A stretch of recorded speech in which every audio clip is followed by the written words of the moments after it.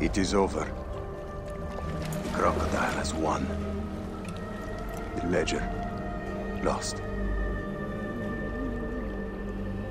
My daughter.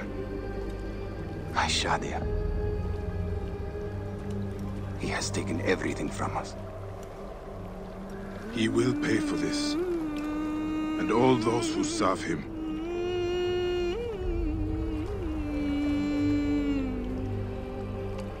None of that will bring Shadia back. No. But at least you'll have the comfort of revenge.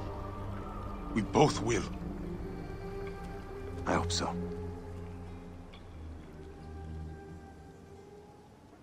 After a 2-year hiatus, Assassin's Creed is finally back with an origin story that details the birth of the Assassin's Creed. Being such a huge fan of the series, I went in expecting a lot from Origins, especially after everything the developers at Ubisoft Montreal have showed off over the last year and a half. Having missed the first game in the series, I became a huge fan after playing through the Ezio trilogy. AC3 looked like it could go one step further before failing on a lot of levels. And then we got the first Assassin's Creed game that both didn't want to be and didn't need to be an Assassin's Creed game. And while I have a lot of problems with Black Flag, sailing across the high seas with a band of merry pirates was unlike anything else I've experienced, which makes me excited to give Assassin's Creed Rogue a try, especially with its Templar-focused story. Unity and Syndicate followed after, and both games were valiant efforts at creating an exciting world, while throwing in a few new mechanics. However, they were nowhere near the level of quality we'd seen with the Ezio trilogy. But after a rare break from the franchise, Assassin's Creed Origins is finally with us. Does it fall flat like so much of Assassin's Creed 3, or does it rise to the level of the legendary Assassin's Creed 2, Brotherhood, and yes, Revelations? Let us begin with a tale of Bayek.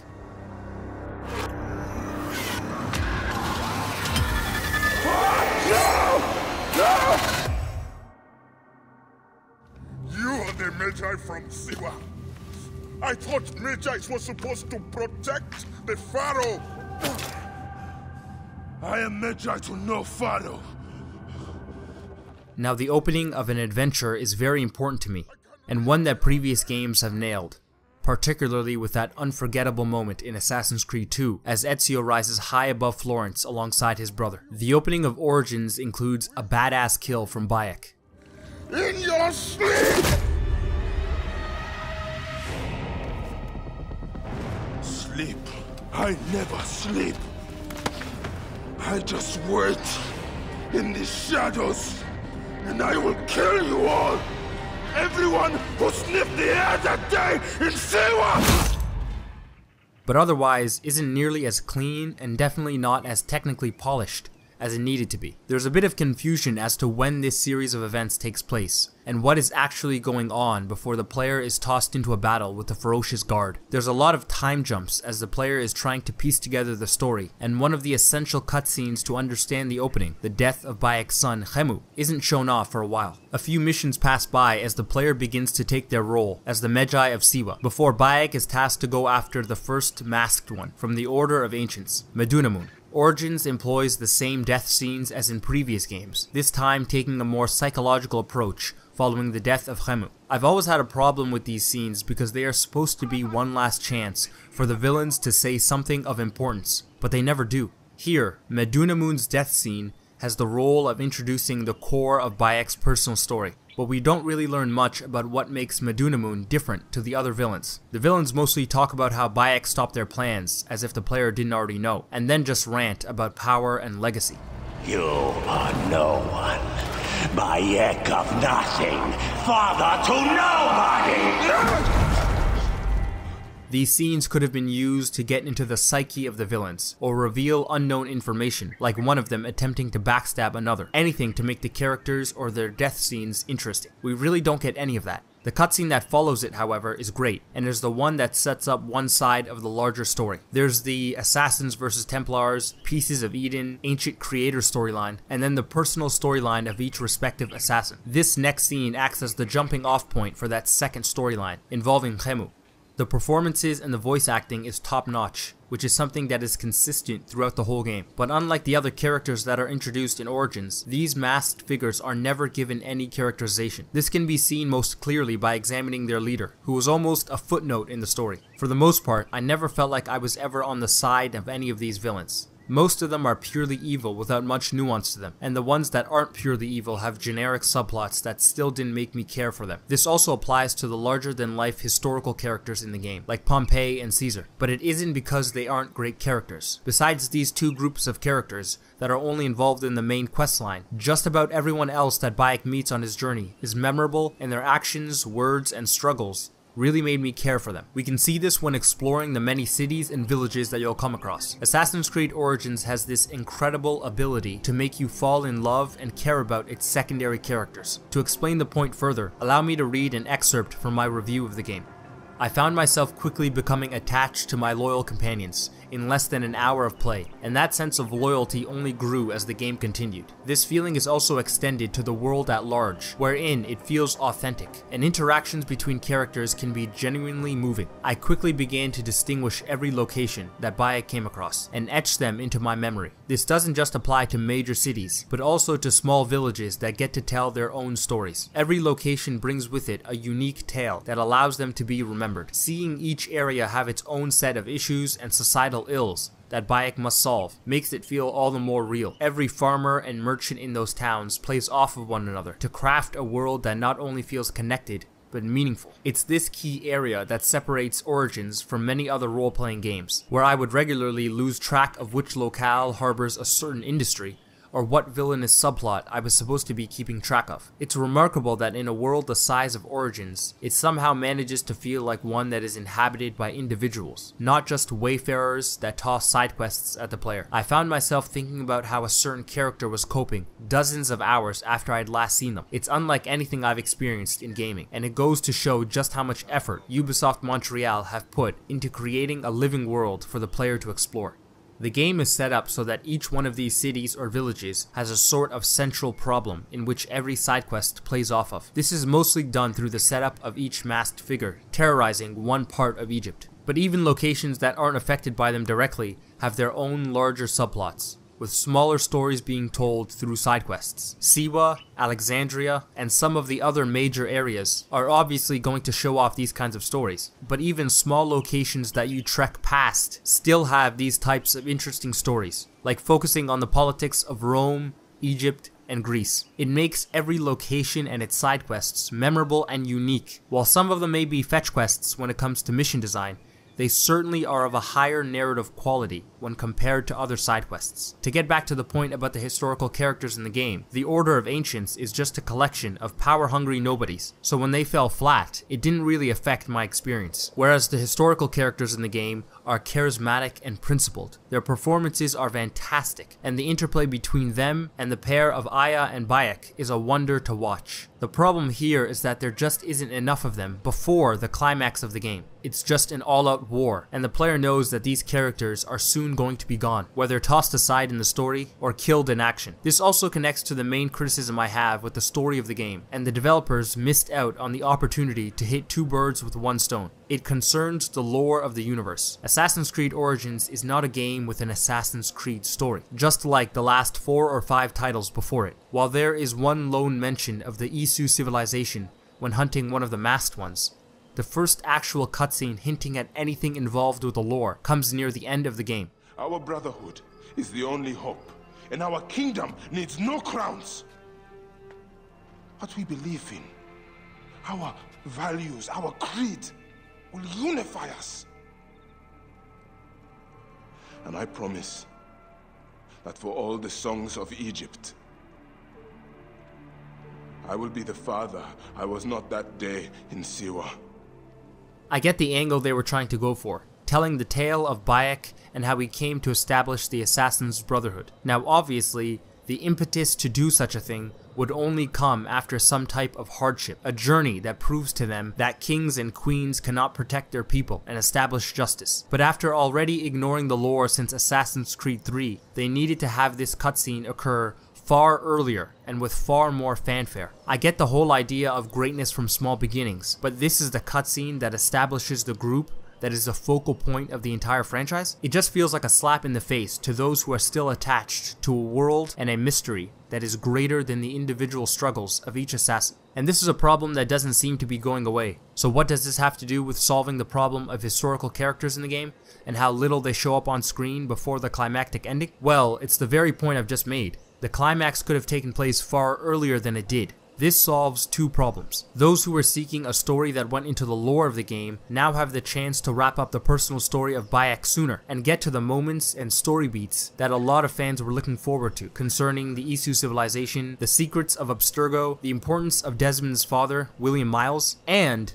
this would also mean that these fantastic historical characters would have far more time establishing themselves. With Cleopatra and Caesar in particular, there's just too much politics going on. They're never allowed to be human. We never discover the small things that they care about. Take for example the young child present in the last scene with Cleopatra. Why not weave them into the story when so much of it is already about fathers and sons, mothers and daughters, about family and sacrifice? And that's just one example. Contrary to what I have seen online, many fans didn't like the inclusion of Aya as a playable character, but I would have loved even less time with Bayek. Not because he's a boring character, not by any stretch of the imagination, but because of how large this world and its characters are. Aya's extended service to Cleopatra is never intimate. She never helps her queen with a personal favor, and Cleopatra never reveals anything about herself. It's all just a bit too political, and is in stark contrast to the humanity and the intimacy between Bayek and those he meets in the towns and villages across Egypt. There's a sincerity there that does not translate to the relationship between the characters that are involved in the main story. My favorite of which has to be Pompey, who's in the best cutscene in the game. Whose face graces that coin? Do Roman women receive the same honor? An alliance with Cleopatra is a union of true power. She wants more than an ally. She seeks a king. A valuable friendship indeed.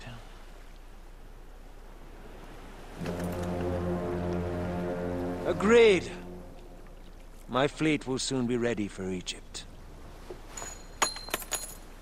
Politics and global events supersede the human moments in the main quests, while they are plentiful in the side alleys and undiscovered corners of Egypt in Origins. I also wanted to touch upon the nature of open world storytelling and the challenges that developers may face when tackling these types of games. There's a struggle of duty between Aya and Bayek that is touched upon early in the game, but becomes a far more apparent plot point as the pair gets closer to eliminating the Order of Ancients for good. Now, the design of an open world game makes it so that a player may not go from cutscene 15 to cutscene 25 in an hour or two, like you would with a linear title. With this plot point, it felt as though I was getting an angry and impassioned Bayek every 2 hours. The idea that he believed he was in the right and Aya was misguided did not come across as forcefully because of this. Bayek, the player, would go off on a dozen missions before the next meeting between Aya, and the inevitable argument that would ensue about Aya's overly loyal attitudes toward Cleopatra and Bayek's desire for a real relationship, which we learn is an impossibility in their line of work. This type of subplot may have worked better in a small expansion like the Hidden Ones, where there aren't as many distractions or main quests, and therefore the impact is closer to the intent of the developers. I don't think any writer at Ubisoft would want an interesting side story they created to be interrupted by, or rather prolonged past its expiration date. This is just one example of how open world games are naturally unable to replicate the narrative impact of a linear game. Now, this isn't a criticism of Origins by any means, but maybe Ubisoft, the developers of the biggest open world games in the industry, can really attempt to find a solution to this deficiency within the open world framework. Who else will push the medium forward if the biggest and best companies are either unwilling or unable to do so? The recent surge of open world games has only solved a few problems that have historically plagued the genre, although I would expect that such a vast amount of developers would at least chip away at the problem of narrative dissonance that has existed in every last one of them, but that hasn't been the case. It might just take a studio that traditionally develops linear titles to overcome this issue, but the likes of Ubisoft, Rockstar, and CD Projekt Red must be held to a higher standard, and this is one of the areas of open world games that all three have not addressed adequately. And lastly, about the Abstergo sections of the story concerning Layla Hassan. If Ubisoft could find a way where they didn't need to put this part into the game, I'm certainly confident that they would do just that. Besides a few audio logs and notes to read on the computer, this section is only there to tease William Miles at the end of the game, which to be fair made me audibly scream, so there's that. And just one last tiny point about the lore. We get to one previously mentioned incident during the hyena assassination mission. Now this is just total and complete nonsense, and further proof that Origins, after a 2-year break from Syndicate, would have been best served by being the first of a new series of Assassin's Creed games. The story is so ridiculous and convoluted, I'm not sure even Ubisoft understands what the hell this guy is talking about.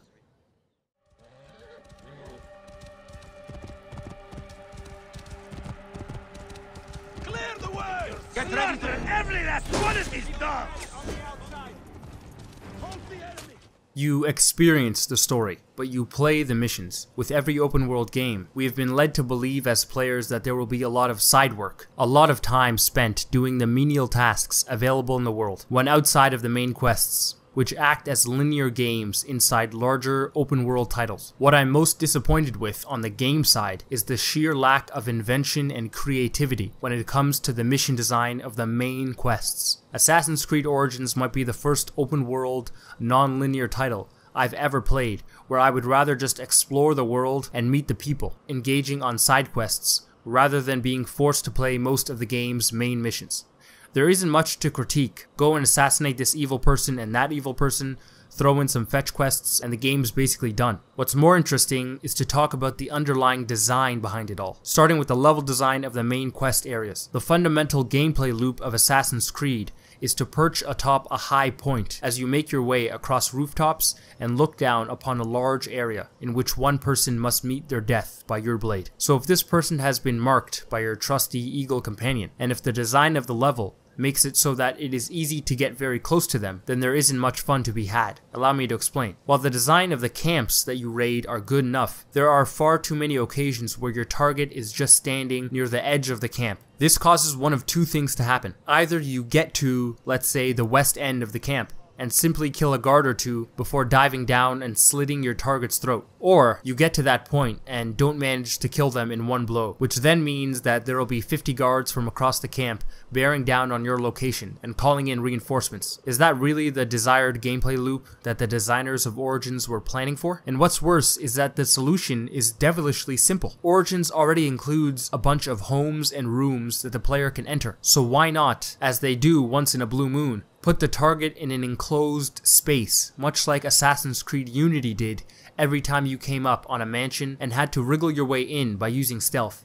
Targets were usually in grand mansions or complicated maze constructions that kept the game's open world nature while injecting a bit of linearity to solve this problem. What was once a monumental moment during the Ezio era is now just about hitting one button and being done with it. The structure of the story doesn't help in this case, with more than a dozen main targets to vanquish. A smaller set of main targets would allow the developers to really make those missions shine, instead of taking a quantity over quality approach. They might as well just have been side quests from a mission design and level design perspective. These main target assassination missions should be equivalent to the set pieces in the Uncharted games, but they are treated like any other mission. It isn't until you get to the end of the game, in the Kairi Nakai section, where the level design really gets complicated and forces you to use stealth. I know, it's unbelievable. Again, it's as easy as moving the location of the target. When this did happen, it would take me 20 minutes to scout out the vicinity, tag the guards, find small pockets and holes in the map to sneak through, patiently wait for them to move to a new location before taking them out in the shadows. Shockingly enough, those missions were incredibly fun. While I bemoan the fact that Unity played it safe, if you can't think of anything better, then that is the best thing to do. I'd also like to touch upon the main quests at the end of the game, specifically when Aya is tasked with lighting the fire atop the tower. I couldn't help but think back to the Paris mission in Assassin's Creed Unity, where you go back in time. This is one of the only truly linear moments in Assassin's Creed Origins, and when you look at the series' past and its competitors like Uncharted, it's a bit of a disappointing mission. If Ubisoft is going to employ pure linearity in some of their main missions, then it's got to be a little more exciting than the game playing itself. As for the side quests, this has more to do with the world than what the game tasks you with. Again, they're essentially all fetch quests, but it is in how you discover them, and where you go and why you go, that makes these missions far more interesting than the flawed main quests. They don't even feel like side quests, in the traditional sense of walking up to a quest giver or going up to a board in town. Instead, it feels like you're just coming across these missions. It's hard to explain. When you're not actively checking them off, and I believe that is the wrong way to play Origins, these side missions become part of the world. They're like discovering new areas, or coming across secrets in games like Breath of the Wild. Assassin's Creed Origins is best played at a measured speed. Only then does the world begin to reveal itself in all of its forms. Those who have played the game will know what I mean. The ancient pyramids begging to be explored to the east, a subplot about warring factions from among the Romans and the Greeks to the west, a personal story about a tribe in danger of extinction to the north, and 100 men standing in defense of a castle to the south. There is a sense of place in Origins that sprouts from the design of the world and the intricate details present within it, which seeps into the makeup of the side quests and those aspects of the game that aren't front and center. Like The Witcher 3, this is an adventure that has been combed through by the developers to ensure that the player always has something to do, a place to explore or a camp to raid or a story to unravel. Now, The Witcher 3 does it a little better than Origins, but Ubisoft seems to understand what the series needs to evolve into a generational game. This can be seen by just loading up a save point. You don't even have to move, just look around you. The people, the environment, the calls to adventure, the opportunities for trouble. This is a truly AAA experience. This is how these games can and should be executed. Meanwhile, the latest Far Cry game looks like another piece of downloadable content, and truth be told, I don't believe even Horizon Zero Dawn reaches the levels of The Witcher 3 and Assassin's Creed Origins when it comes to this point about the melding of its world with its side activities. Is it just as beautiful? Even more so. Is it just as big? Almost. But is it just as interesting? Is it just as real and lived in and thought about? Horizon and the games lesser than it give you the option to plow through the main storyline or travel down an infinite loop of fetch quests, clicking buttons and defeating the fourth wave of enemies to trigger a short, uneventful cutscene. All the while, Origins gives you the simple task of finding out who defiled a Roman statue to uncover a plot far beyond anything that was expected, while The Witcher 3 takes you on a journey through the political turmoil of weapon smuggling in a large, condensed town. Origins allows you the freedom to get to know its people and the inhabitants of its world, their problems, and how you as a hero can affect their situation in a meaningful way. The Witcher 3 is the same, and there's nothing else like it. Here is where I believe the legacy of The Witcher 3 will only flourish in the future. Its most impressive aspect, the interplay between the design of the world and the stories that take place amongst it all. And Assassin's Creed Origins takes some of what made Witcher so great and applies it to the Empire of Egypt.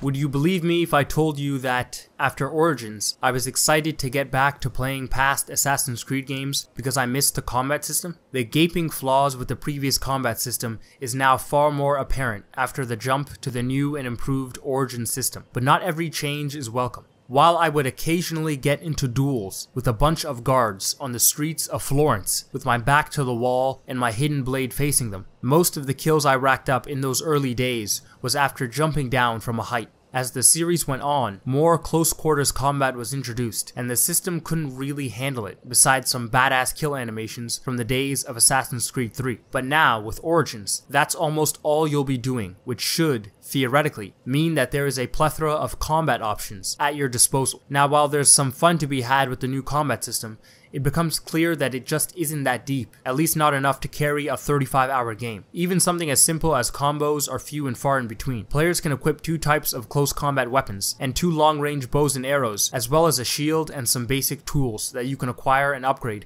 through the skill tree. While the inclusion of health bars and sometimes a dozen or more enemies makes the game a strategic battle royale, I was just kind of bored after 15 hours and tended to avoid conflict. But that's not really my big problem with the system. The skill tree is. This game actually gives you next to nothing to work with in the beginning. And I mean nothing.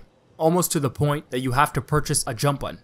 This is most evident by looking at the ranged arrow side of the skill tree. No, it's not a coincidence that I barely put any points into that side. It's just far too specific. Warrior bows and predator bows and all types of bows are separated. I want additions to one type of bow, but I have to spend 10 skill points to get there, and then there's no further additions? The developers should have streamlined that side of the tree and made it more general, whereby there are new abilities and enhancements that affect all bows, and elsewhere you don't get access to basic tools that were present as far back as Brotherhood and Revelations. I felt like a poor man's Ezio for 25 hours of my playthrough. That really isn't fun to the player. When the combat system is as average and as dull as it is to begin with, what you shouldn't do is block half the game's mechanics and put them into a skill tree. And we haven't even gotten to the most shocking exclusion to the skill tree, the lack of the double assassination skill.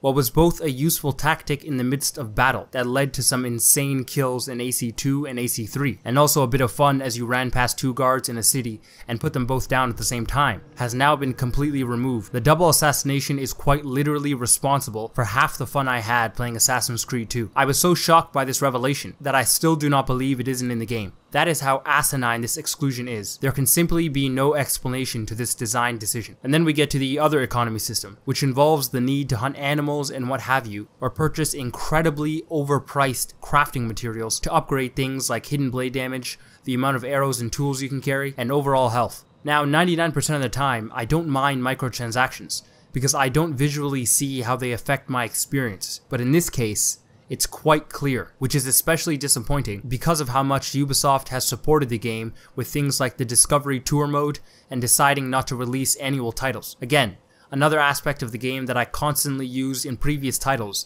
but have now ignored in Origins, which is a nice transition to the last few points that I want to make.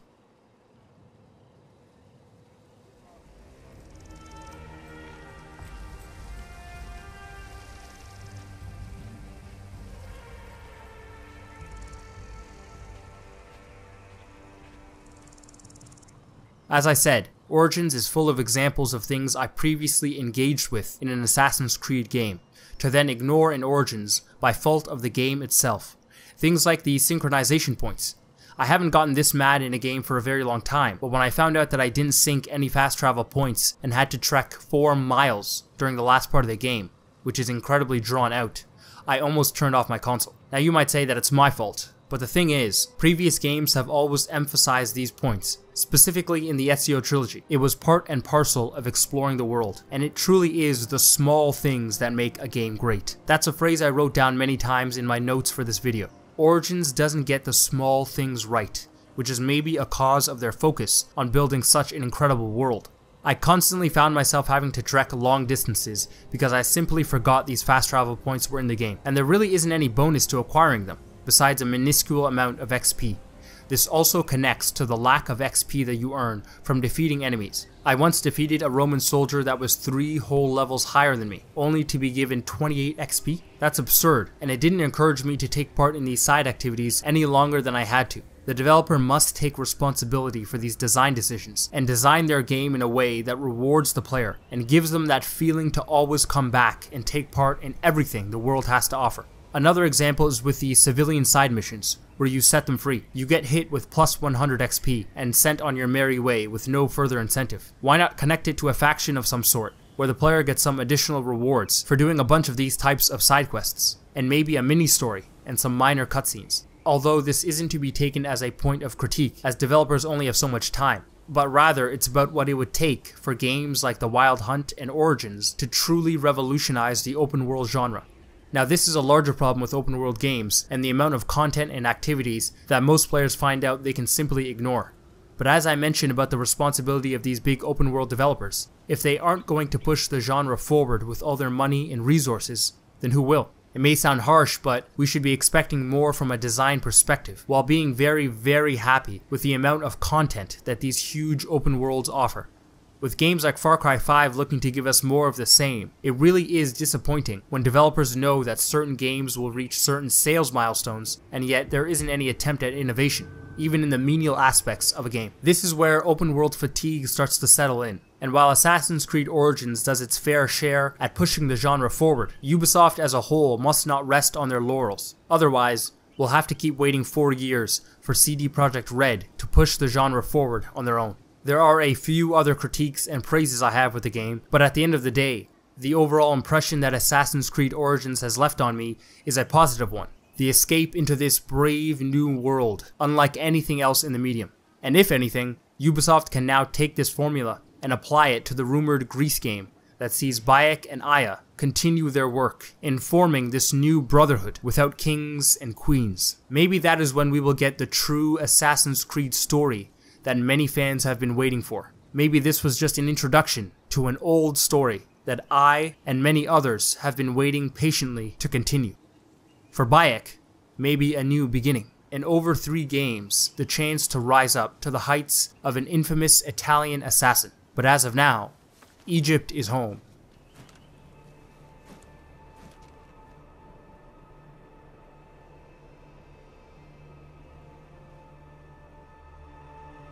Papa? Jump.